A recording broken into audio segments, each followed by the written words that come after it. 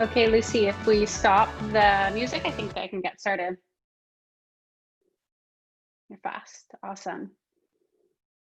Okay, I can see a lot of familiar faces. I'm so excited. I'm going to get us started and we'll watch probably a few other people join as we go.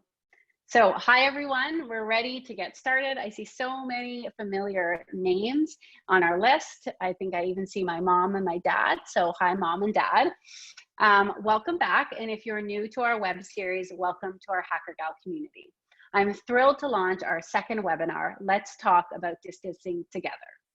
I'm Kamiko, the Director of Education, so that means that every day I support students and teachers all over Canada, showing learners like yourselves how to build and create with code.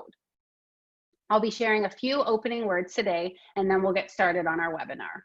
So for those of you who may not know, Hackergal is a charitable organization that inspires girls to explore the possibilities in code. Although we typically partner with schools, since remote learning is the new normal, we're now bringing our resources and our webinars to your homes. The switch to remote learning has shown us personally why technology is the fastest growing industry in North America. The Canadian tech industry is growing rapidly year after year, with the demand for skilled workers higher than ever. And we want you to all know that women were the leaders in building the early foundations of modern programming. Some of you may have heard of Ada Lovelace. She is considered to be the founder of scientific computing and the first computer programmer ever. But today, women only represent 23% of the STEM workforce. Hackergal was founded to change that statistic. And today, that's why we're connecting with you at home. To kick off this webinar, I'm going to launch our first poll. Let me see, launching the poll now. So what we'd like to know is, where are you joining us from today? There are two questions. The first question is, what part of Canada are you joining us from? Northern Canada, Western Canada, Eastern Canada, Central Canada, or maybe even outside of Canada? And a mood barometer on a scale of 1 to 5, how are you feeling today? We want to get a pulse for the mood in the room and see how much energy we have. And I'll share those results in a couple minutes. I'm just watching them come in, and there's about 30 seconds to fill out that poll.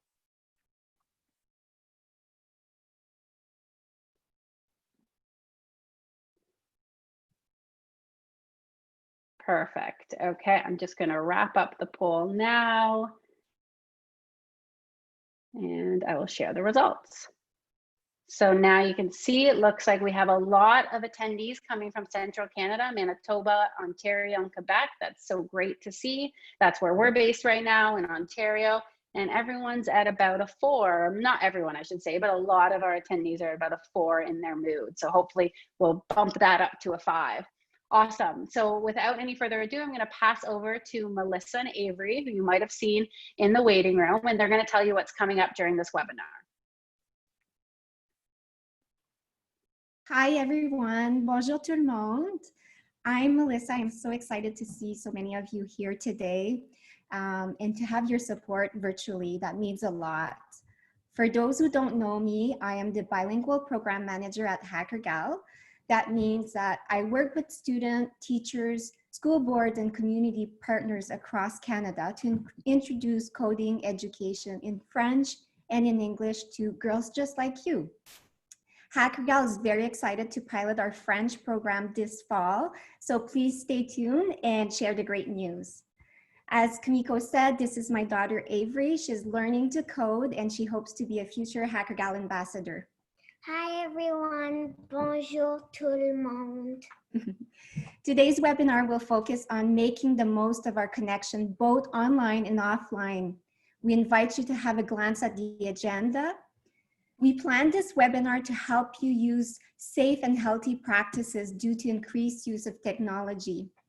Understanding the importance of connecting and disconnecting, since now more than ever, technology is everywhere and accessible. Our guest speakers, who you will hear from today, will share their journey with you, and you'll learn great tips from each of them.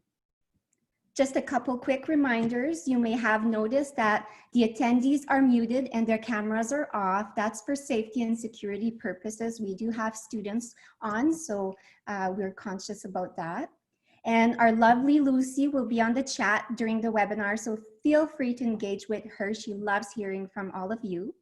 But please do not share any personal information like addresses or last name. And the chat will be focused on positive conversation and encouragement related to the live speakers. The Q&A will be also available for live questions. Kamiko, back to you. Great. So let's get started. I'm honored to introduce Alicia Brown, our keynote speaker for today's webinar. Alicia is a Canadian Olympian and a 10 times national team leader in track and field with over 14 years of high performance sports experience. She holds a national championship titles and is currently preparing for the Tokyo Olympics. As a 400-meter sprinter and a 4x400-meter relay specialist, Alicia has mastered the art of resilience, focus, self-belief, and leadership to overcome obstacles and achieve continued success. She is passionate about helping others discover their potential through health and wellness practices. So who better to talk to us about overcoming adversity and channeling your resilience during this time that we're in together. Alicia will also take us through a mindful practice near the end of her talk. Alicia, if you can turn on your camera and unmute, we'll make sure we can see you okay. Perfect. All right.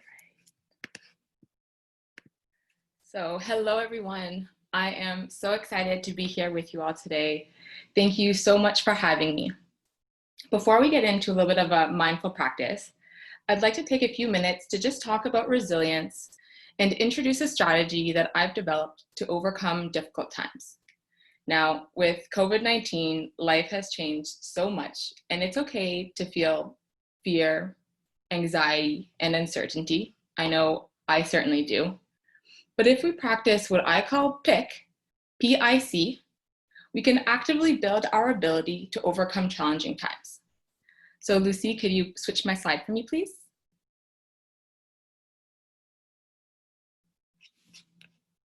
Thank you. Okay, so to build resilience, practice PIC. P stands for present. Be present and live in the moment. I is for intention. Live with intention. That means set goals and understand why those goals are so important to you. C is for control. This one's really important. Focus on the things you can control and recognize that you always have choices. So to help exemplify the power of PIC, I'd like to tell you about the day that I accomplished my goals of qualifying for the Olympics. So it's important to understand that at this point in my career, I had been training for over 10 years with the goal of becoming a Canadian Olympian. And this opportunity is finally before me. What happens on this day will decipher whether or not I accomplish my goal of becoming an Olympian. And this opportunity only really happens once every 4 years. To kind of add to the plate, I had never run the Olympic qualifying time before. So this race was really important to me. It was a now or never opportunity. Take it one step further, to add to the anxiety of the day, the weather was cold, it was wet, it was windy, all less than ideal circumstances to run fast. In addition to that, my race was also at night, which meant that I had the whole day to worry about what could go wrong. What if I fail and mess up? What if my competitors have a great race and I just completely choke under pressure? So now that we understand that this is like a high pressure day and that I'm freaking out just a little bit, let's fast forward to the start of the race. So we're in Edmonton and it's about 7 p.m. at night and I'm anxiously standing behind my starting blocks. The stadium is dead silent. There's so much riding in this moment for myself and for all the other girls on the start line. You can basically feel the tension in the air. I'm feeling really nervous, so I just bow my head and I focus on my breath.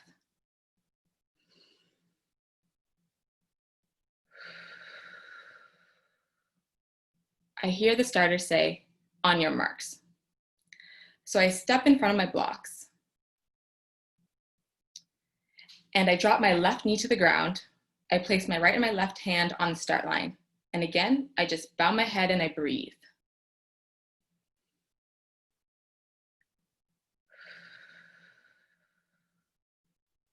Set. I push my hips up into the air and I push my fingertips into the ground. I can feel all the weight in my hands. Go.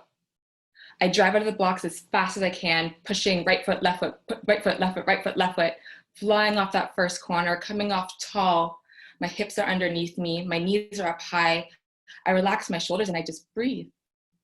That momentum carries me all the way through 200 meters. And at about the 250-meter mark, I start to realize that there's a lot of space between myself and the girl in first place. But in that moment, I am reminded of my intention for this race. It was now or never, do or die. This is my last opportunity to qualify for the Olympics. And in my heart, I knew that I was prepared.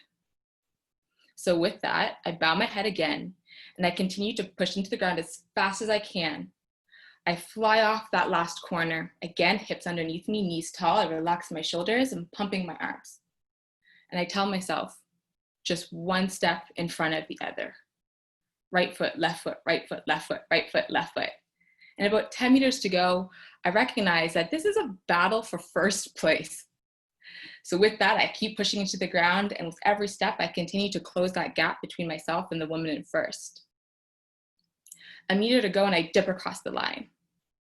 I put my hand on the ground and I just fall. My right hand's on the ground and I twist over my left shoulder to look up at the time.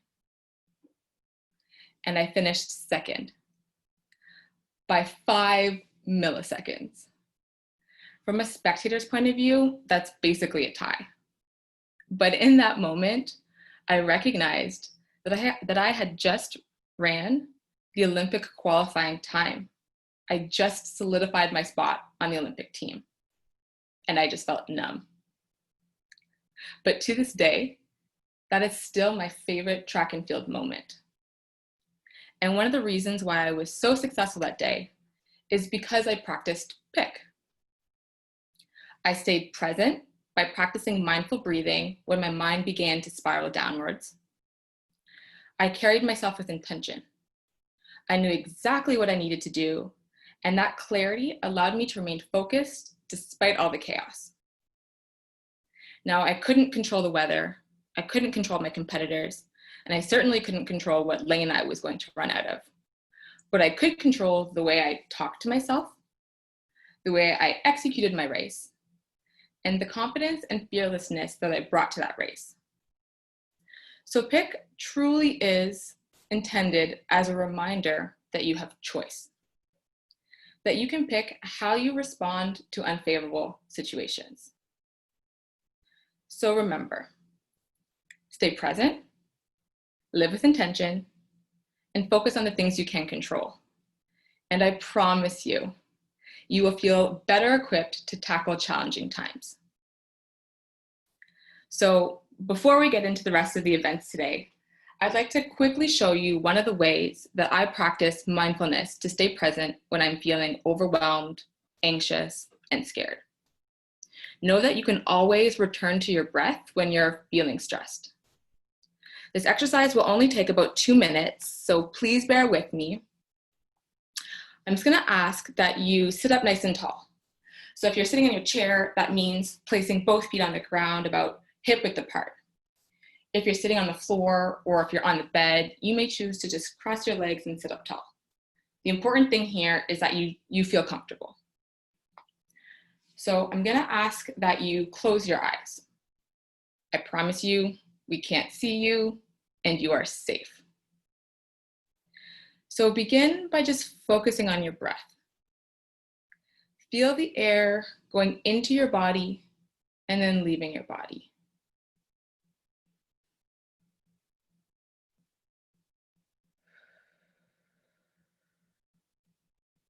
Feel the air traveling through your nose as it goes in and then comes back out again.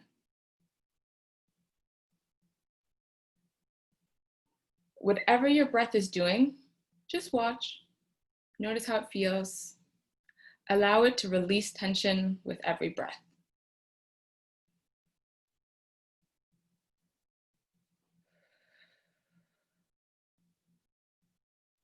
Feel the movement of your body as the air goes into your lungs and then leaves again.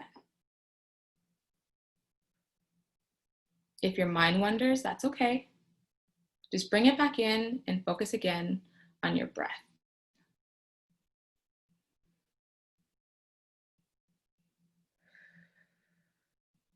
Just feel yourself breathing.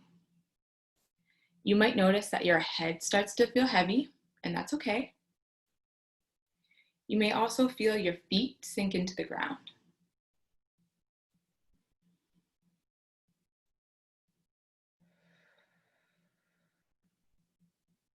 Just feel yourself breathing, releasing tension with every breath.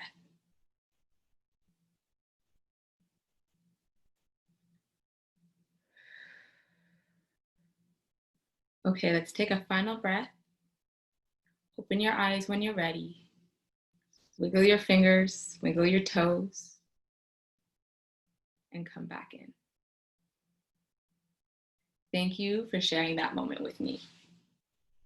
And now that you're all calm and all present, let's get into some more fun. So thank you so much for having me. Thank you so much, Alicia. I really appreciate the way you really set the tone for our webinar today. It's so important to focus on what we can control. And there's one question that is on the chat, and we're just a little bit short on time. So if you could go onto the chat and answer, and if anyone else has other questions for Alicia, feel free to either use the Q&A or use the chat. There's a few there that we'd love you to answer. All right, thank you so much, Alicia. Thank you.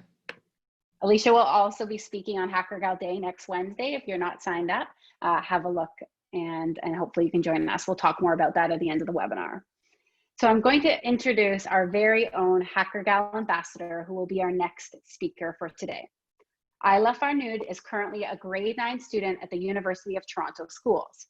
She has participated in Hackergal events throughout the past 3 years and is part of our ambassador program. For as long as Isla can remember, she's been absolutely obsessed with STEM-related subjects. She hopes that more girls are able to get support in technology from not only their teachers and their family, but also from friends their own age.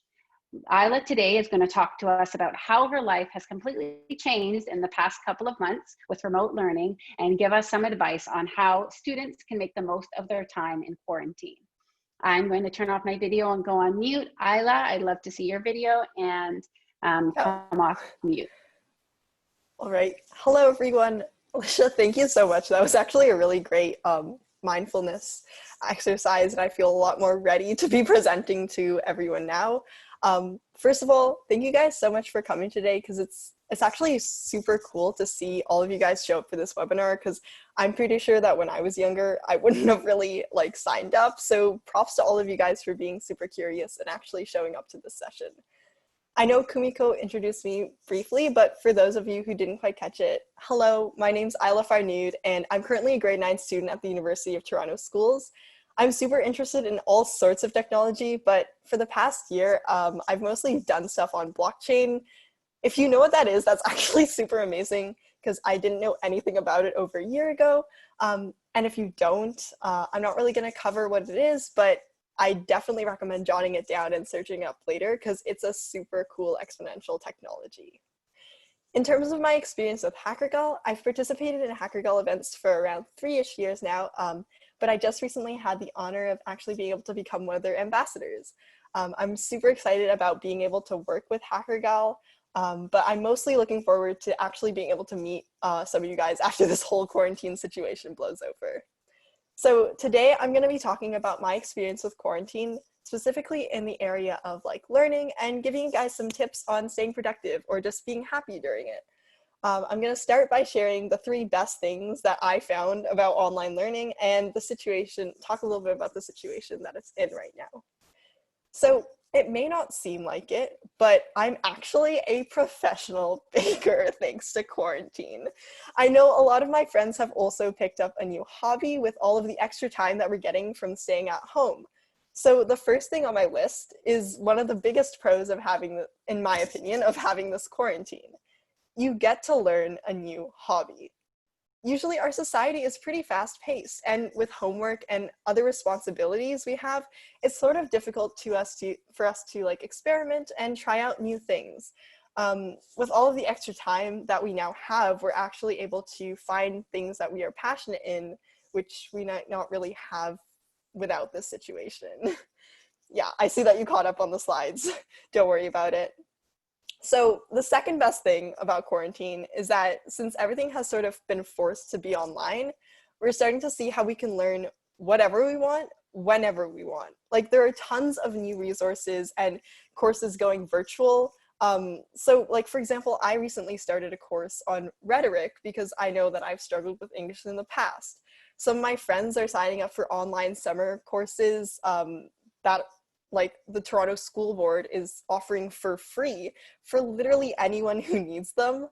And there are also tons of other great resources like Khan Academy or edX, which like, and also like, if you're looking to get into tech, there are so many coding websites like Codecademy, which are really great for beginners and veterans. But these are also only really starting points for looking for interesting courses. Like there are so many websites, educational websites, which I don't even know exist, which I'm sure you can find through just a couple of Google searches. And you can even find super great information on YouTube. So like with all of the stuff going online, however, like I think it's really important for us to discover how each of us learns. And like it's important for us to make sure that we understand the differences between online learning and learning from someone in person. Which brings me to number 3. Through this difficult time, we can learn about ourselves, our own learning style, and how we study. I know everyone has a different learning style that works best for themselves. For example, some of my friends told me that online coursework is even more effective for them than going to school. But in my situation, I know I have a ton of issues focusing on like online coursework. And like, especially in language courses, I have a lot of issues when I don't really have someone who I can practice with. It can also be harder for students to actually talk to the teacher individually, which is really important if you find yourself falling behind in a class. So like, obviously, each of us has had our like different experiences with learning and growing during this quarantine, and it can be a bit difficult to deal with all of the stuff that's sort of going on. So I'm going to be sharing with like 3 things, which I found has helped me a ton during this quarantine, and hopefully they're also helpful for you guys. So I'm going to start by talking a little bit about my experience with online learning. When I first started doing online school, I had so many issues with being able to stay on task and getting my work done. However, personally, I found that I can focus a lot better after exercising, which is honestly really important during quarantine. You might think that this is just an overblown ploy to get you to get active, but there are tons of studies on how exercising can increase productivity, make you feel happier, and overall just improve your mood for the day. So my first piece of advice is to try to get active as much as possible. I cannot stress how important this is, especially because quarantine is statistically linked to mental illness. I know it's super difficult to stay active and on top of your physical health when it's so easy to just sleep away the days or get pulled in by work or YouTube or Netflix. But I found that after I started to exercise daily, I can finish my work faster and I'm able to do more things like baking or even just watching movies without worrying about the rest of my schoolwork. That's why my next piece of advice is to reward yourself for the hard work that you've done. With less and less organized times for us to go outside and have fun, it can be easier to fall into a trap of just working and sleeping. So make sure that you have a good balance of goofing off and learning things. The last health-related piece of advice I wanted to touch on is actually about our mental health. During this time, it can be kind of easy to hole in and isolate yourself from your friends, but it's really important for you to stay connected and reach out, not just for yourself, but also for other people. We're all social animals by nature, so staying alone and not communicating with anyone can lead to your mental health deteriorating. to sort of like wrap things up, I know that I've touched on many points during this like speech, but in general, I think we should stay kind to ourselves during this time. Don't be too stressed if you don't pick up a hobby, if you don't get stuff done, or you sleep in for a day. It can be really difficult to do a lot of these things considering the situation that we're in. But just make sure that you're taking care of yourself and that you're staying safe. So if we have time, I'm going to open the floor to any questions that you guys have. So make sure that you type them up in the chat or in the Q&A. Thank you guys all for joining us today. And I hope I gave some advice which can make quarantine at least a bit easier for you all. So, Kumiko, how are we doing? Hi, Isla. We're doing great. Thank you so much. We are tight on time. So again, like Alicia, there's both a Q&A and the chat. So if you can respond to some of those questions, and there's some really positive comments for you there as well. Thank you so much, Isla. Thank you for giving us some really practical advice and sharing some of your own experience. It's such a pleasure to hear from you today. No problem. Lucy will be just switching over to our next speaker. And yeah, our next two speakers are collaborating to talk to you about digital citizenship. So we have Karen from the CSE, and she'll be co-hosting with Stephen from ICTC. I'm going to ask Lucy to stop sharing her screen, and Stephen, if you can please take over your screen, and we'll do a little fancy footwork here. Looks there, good. how's that? Yeah, looks good to me. That's awesome. So as we mentioned on the landing page, and in case some of you missed it, we're going to be launching a Pear Deck presentation so you can participate live. We recommend either, if possible, if you have another device, like a tablet or a phone nearby, that's great. If not, you could also just open up another tab on your computer to join in. And I think, can you see we'll put it in the chat, but it's joinpd.com. And there's a room code that we're going to put on the chat as well, which Stephen will be sharing with you. So it's a way to participate in this webinar. If you would like to share and interact, we're going to do some actual things where you'll be using your keyboard, using your mouses. So feel free to take a few minutes to jump on without exiting the Zoom, ideally opening this on another browser. Yeah, and I will, yeah, go ahead, Stephen. I was just going to say a couple of housekeeping notes. Hi, everyone. Welcome. A couple of housekeeping notes with Pear Deck. You'll be able to drag a little dot around to have a little bit more interaction. We were originally going to use the open text box for questions, but I think if you have any open-ended questions, then you can still use the Zoom chat box for that and leave the Pear Deck for the draggable items. And with that, I will leave it to Karen. Are you there, Karen? I'm here. Perfect. Hi, Karen. It's so nice to have you.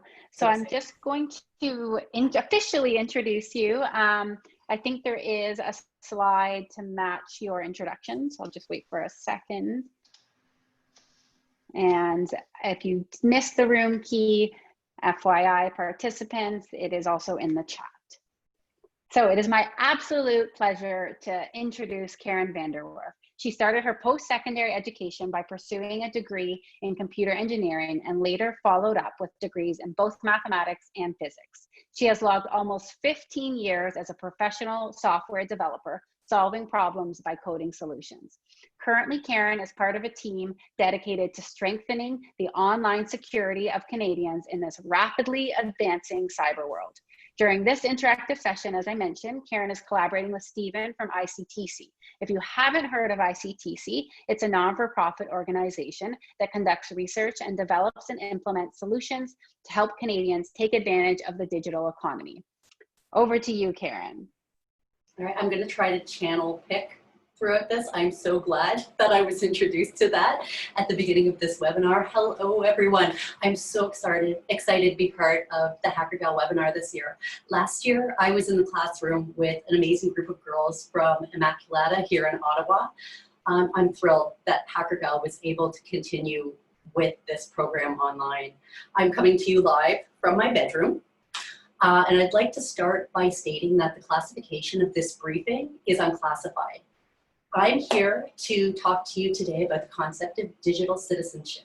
We're spending more and more time in the digital world online, especially now that the coronavirus has pushed us to remain a healthy distance from those who we would normally engage with physically, our friends, our teachers, our extended family, doctors, teams, clubs. A digital citizen is someone who uses technology to connect and explore with the outside world through the digital world, the way we're all experiencing it now. And much like we have documents and certificates in real life that identify who we are, our birth certificates, health cards, driver's licenses, passports, we have accounts and certificates in the digital world that are used to prove who we are digitally and to provide access to our online resources. Steve, if we could go to the next slide, please. I wanted to start with a few questions to get us thinking about how much technology and the use of applications factor into our lives. So I grabbed a bunch of social media app logos, and I was wondering how many of these you recognize. If you have another device, great, you can enter the number. If not, you can still think about what your answer is. I'll give you a few seconds to take a look and think about this. I think there was only one that I didn't recognize right away when I was putting this together. So 3, 2, 1.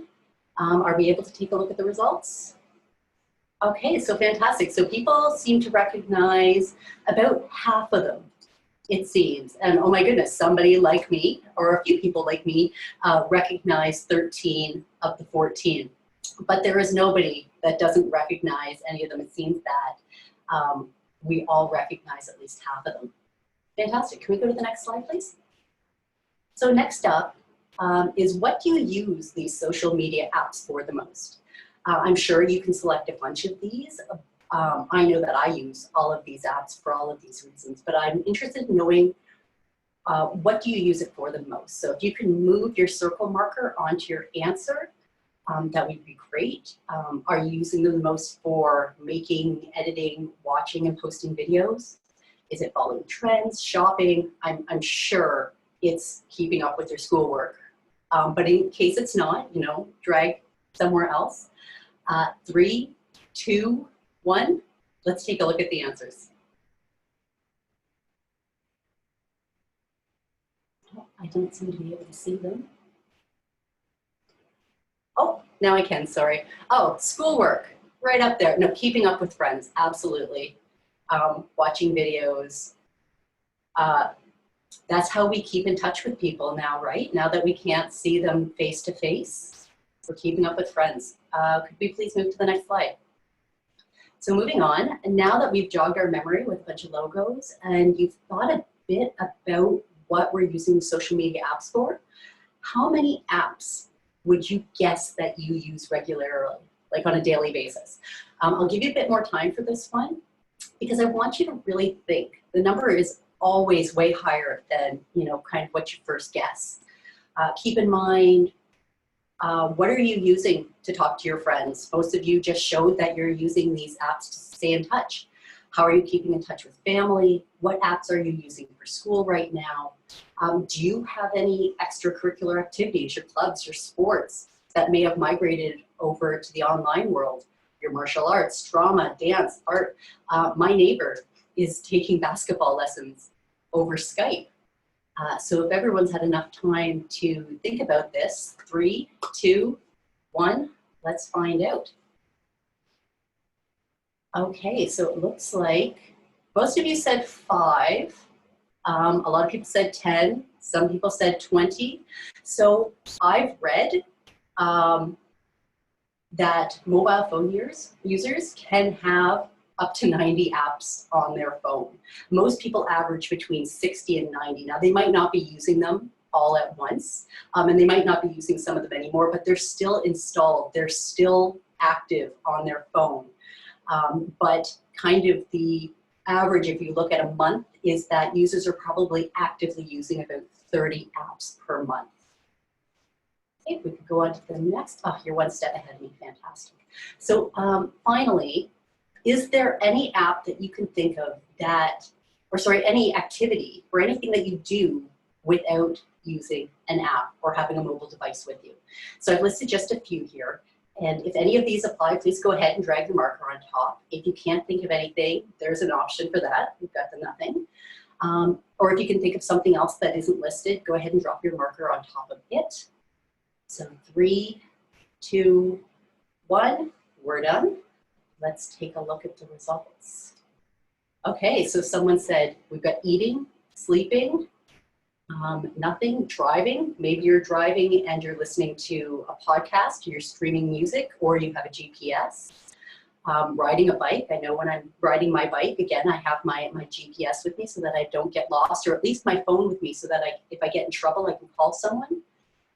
Sleeping. Do you use an app on your phone to set an alarm? Or maybe you use white noise to help you fall asleep at night.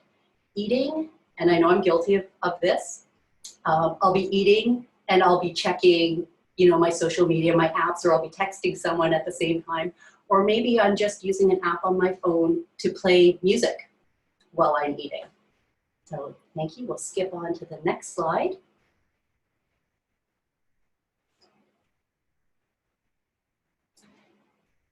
So back to digital citizenship. My purpose today is not to tell you to be a good citizen.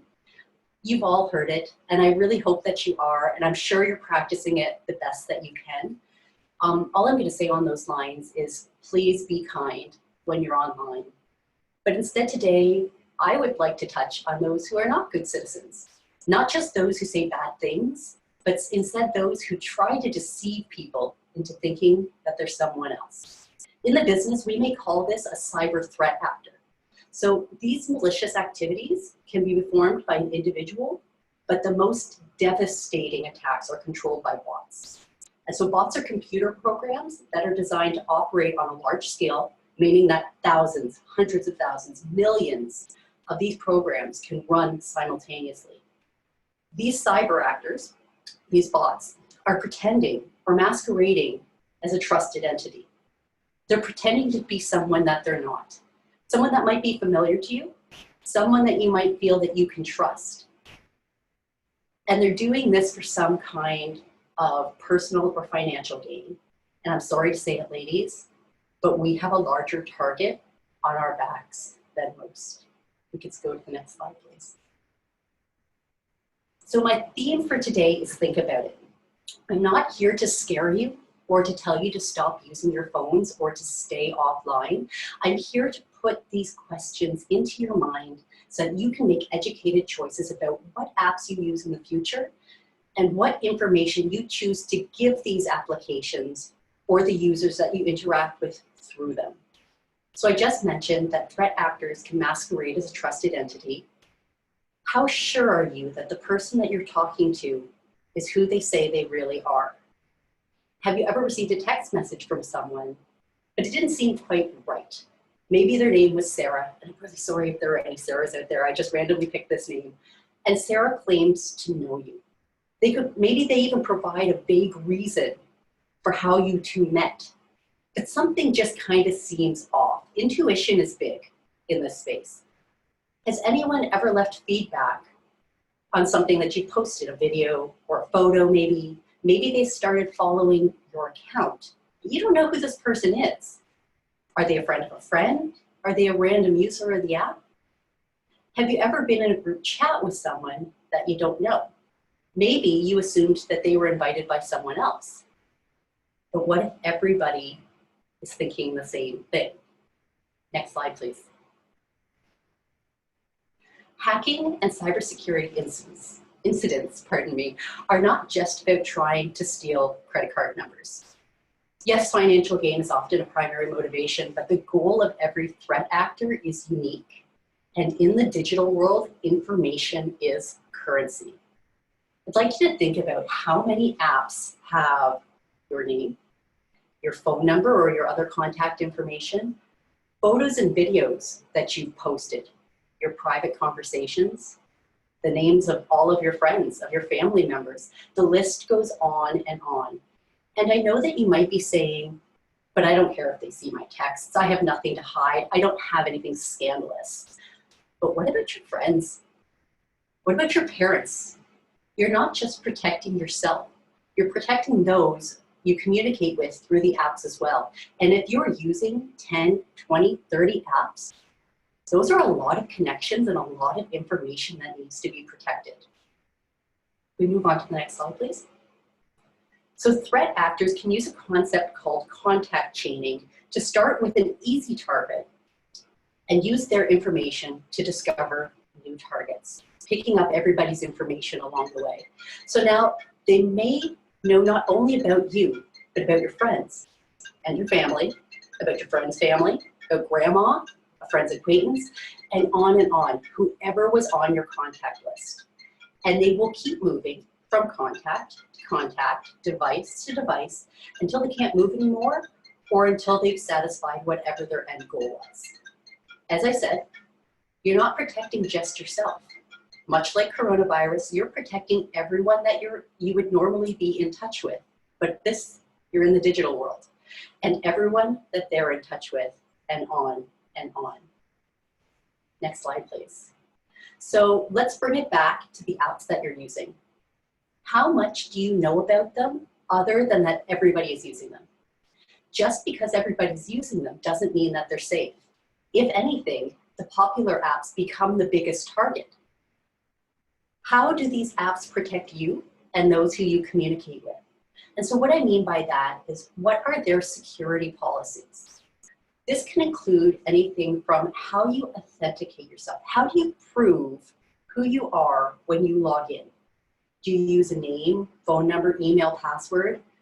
Does the application support something called two-factor or multi-factor authentication? So maybe you have to enter a username and a password, or your phone number and your password, as well as a preset question like the street you grew up on or the name of your pet. Do these apps attempt to verify that you're not a computer? Maybe by asking one of those captcha questions, you know, those questions where they ask you to pick all of the images out of a set that have cows in them, or have a car, or people riding bicycles. Another thought is, how is your information protected? Is it encrypted? Do you have reason to believe that maybe it's being analyzed by a machine learning algorithm? What are the retention policies of the company who has produced the application? It's likely that they're storing your messages and videos somewhere. If you're able to access a history, it's stored somewhere. So how long do they keep your data around? Is your information stored somewhere securely? Does this company have their own physical servers? And I know this is going into a lot of detail, and these aren't necessarily questions that you're going to be able to answer, but it's just adding more information that you can think about in the future. A big one is, are you in control of your account? And what I mean by that is, can you select and modify the privacy settings? Does it distinguish between public and private accounts? Can you control what people see? Can you delete your account when you're done with it? A lot of applications won't let you do that. You can deactivate it, but your information still lives on forever. Sure, somebody can't use the same username, but all of your information is still stored somewhere. It's also important to consider where the company who made the app is located, because different countries have different laws on what is and what is not acceptable in terms of security and privacy. That was a lot to take in. So please do feel free to put any questions in the chat, in the Q&A that you may have, and I'm so happy to answer anything that you may have. Next slide, please. So I have one final quiz as we close out this webinar, or this part of the webinar. Based on everything that we've gone over in this session, and we've crammed a lot into our 15 minutes, what can you do not only to be a good digital citizen, but a safe digital citizen? So go ahead and drag the marker. We address a lot of things, maybe being kind online, reviewing security policies, being observant, not connecting with strangers, being careful and selective of what kind of information you share with people online, keeping your apps up to date, or all of the above. So 3, 2, 1, let's take a look at the responses. Thank goodness. All right, so everybody chose all of the above. That makes me very, very happy. Yes, really, when you're online, there's no limit to how conscious you should be in terms of whether the information that you're providing is sensitive, secure, who you're talking to is who they said they are. So I'm so thrilled to have been able to be with you today to kind of start this conversation and to give you the information that you can use going forward to ensure that you're being safe and you're protecting yourself and those around you while you're commuting and using and exploring the digital world while we're in this kind of unprecedented time. Thank you. Thank you so much, Karen. That was really insightful. I think it's so important as we invite all these devices into our homes to really think consciously about how we use them. And this is not intended to scare, but it's intended to inform. And I think that's so important, especially coming from someone who's always working behind the scenes and programming the things that we use. It's so important to know what we're doing as users. So we're not just consuming the technology, but we're understanding how it works and how we can make smart choices about how to use it. So thank you so much, Karen. I know, Stephen, you are hiding behind the scenes, but you work super hard, and thank you for running the Pear Deck. So we really appreciate your support, and I'm going to say thank you, and I'm going to pass it over to Melissa, who will introduce our first speaker. Again, there are a few chats, a few questions for you, Karen and Stephen, in the Q&A. So if you get a chance to please reply to them, that would be great. And yeah, I'll be back on to do the closing words. Over to you, Melissa. Thank you, Kaniko. Our next guest is connecting with us from Nova Scotia. I'm so happy to introduce Sarah Ryan from Brilliant Labs. Sarah's focus is to create, support, and deliver innovative programming and project-based learning tools for teachers, student, and community groups, while being a strong voice for closing the gender gap in science and technology. Sarah is the recipient of 2 empowering awards, the Digital Nova Scotia Power It Up Next Generation Leadership Award for her work as a role model to youth, particularly those in underrepresented communities, and the Women in Communication and Technology 2019 Rising Star Award for her effort to inspire young women in ICT. Today, Sarah will talk about connecting meaningfully as well as the importance of disconnecting. It's about finding the balance. So over to you, Sarah. Thank you so much, Melissa, and thank you to everybody. That was a fascinating chat about cybersecurity. So I'm really happy to be here today because I get to discuss things from not just a professional standpoint, but also a personal standpoint as a woman who works at home, as a single mother, as a friend, as a family member, as somebody who supports my community. And during these times where I'm sure you've heard people say, we are certainly in unprecedented times, meaning that not many people living right now have ever experienced such a change as we've felt in just over 2 months. So I'm going to go right to the importance of how we can take care of our mental and physical health and find balance while we're learning at home, while we're trying to maintain relationships while social distancing. And I know that it's different no matter where you are, province to province, country to country, what those laws are, but we're all feeling the effects. And it's important to realize that we're in this together. So we're challenged to find meaningful ways to adjust to new learning environments in a way like we've never had to before. So certainly when we go from junior high to high school to university, those are changes in learning environments, and that takes time. But now we find ourselves to be very, and I hate to use the word isolated, but I do hear that quite a bit. And I know personally when I'm working, I feel almost more exhausted than when I'm on the road going to schools and supporting students and teachers, because I'm sometimes in a back-to-back virtual meeting or seminar.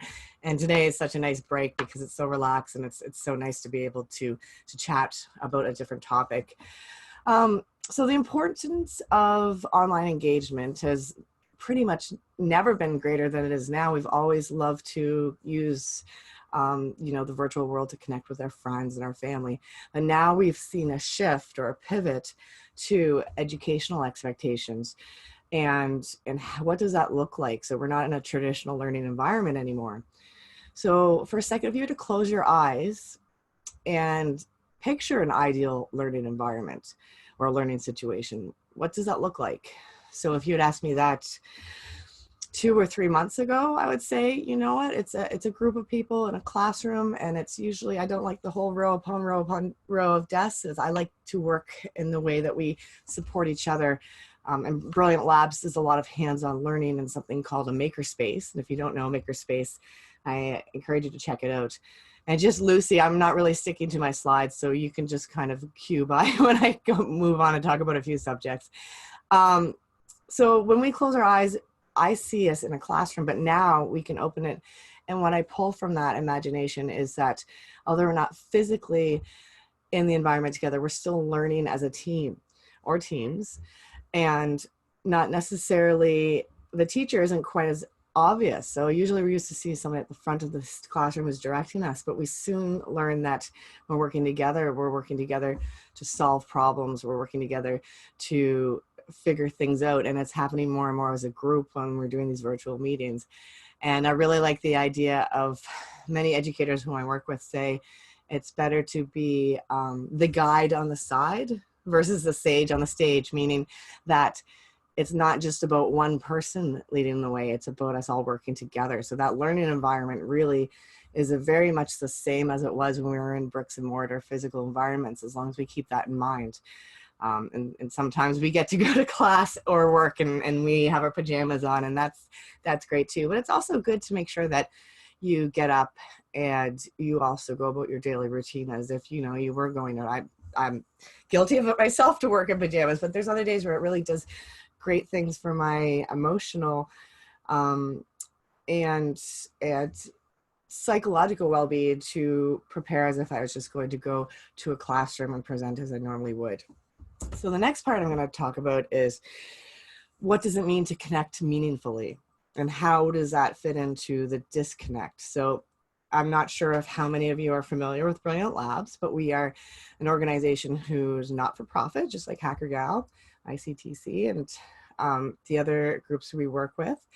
But we do a lot of things with technology. So it's a lot of higher tech stuff, code, robotics, machine learning, AI, VR. So to disconnect is something that I really have to do and had to do when I was working in a regular, normal, on-the-road learning environment. And it wasn't always so easy to turn my phone off, to shut my computer down when at the end of the day. But it's so important, even now more so than ever. And when we think about what does it mean to connect meaningfully versus being on the phone or the computer, not that that's not meaningful, but what does that mean to connect meaningfully? There's an old African proverb that I like to mention, is that if you want to go fast, go alone. If you want to go far, go together. So what that means to me is that we have a busy time, and we have days where we are online and we're on phone calls all the time, and we're talking to family, we're doing learning, we're doing business, and we are working together. But when we take the time to slow things down, and Alicia did a wonderful, meaningful mindfulness exercise, we really take into account of everything around us. And when I'm not going rush, then I'm able to take a few minutes to see my son. He's just turned 7, and he's usually knocking at my door when I'm doing meetings, and to take a few minutes, 15 minutes, 20 minutes here and there to go outside, go for a walk or do a little painting, so that these are the parts of our mental health and well-being that allow us to reflect who we are as individuals while still taking care of the expected schoolwork or the expected work that we have on our minds. So it's really been an interesting dichotomy for me over the past couple of months, because although some days it feels like I'm busier after meeting, that was more so in the first 3 to 4 weeks of the change with social distancing and working from home. to realizing, wow, there's really great ways to find that work-life balance. And now that I'm not driving 2 to 3 hours a day, because I would cover a lot of the Nova Scotia province to visit different schools, I'm very lucky to look in my studio here, where we also do filming, is I see books around me, books that I hadn't had a chance to really look at. And sometimes I look at the titles and I'll get inspiration from around me on how to problem solve when I'm on my multi-person meetings. So it's really being aware of your environment. The need to belong and to feel like you have people to turn to is so basic and so critical for our mental and physical health. It's almost up there with basic needs such as hunger and shelter in scientific studies.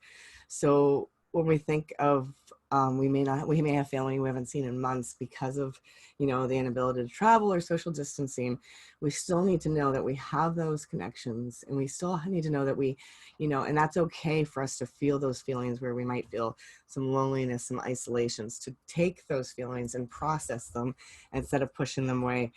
And, you know, there's certainly days where we feel it more so than others, but to really take time to do things, hobbies and interests and passions that maybe we didn't have so much time to take before to explore. So for example, I have a piano. I played piano for 12 years when I was younger, and I hadn't had a chance to touch that piano since we've been into this new normal. So I've taken up piano lessons, and doing so, my son has, even though he's grown up with a piano right in our living room, finally showed some interest. And I never offered it to him before because I didn't have time to do it myself.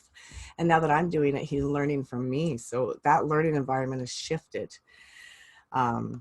which is also good too, because that is the main thing, is that what we consider to be learning environments or living environments have really been redefined.